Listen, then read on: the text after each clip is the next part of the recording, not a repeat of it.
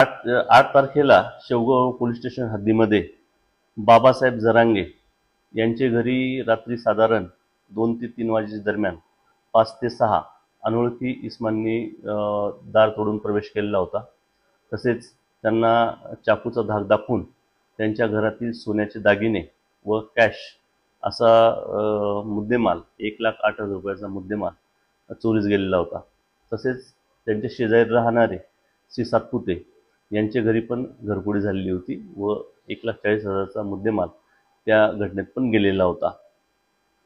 स्थानिक गुन्हे शाखेचे PSI भाटेवाल आणि स्टाफ यांची ह्या गुन्ह्याच्या तपासकामी नेमणूक करण्यात आलेली होती।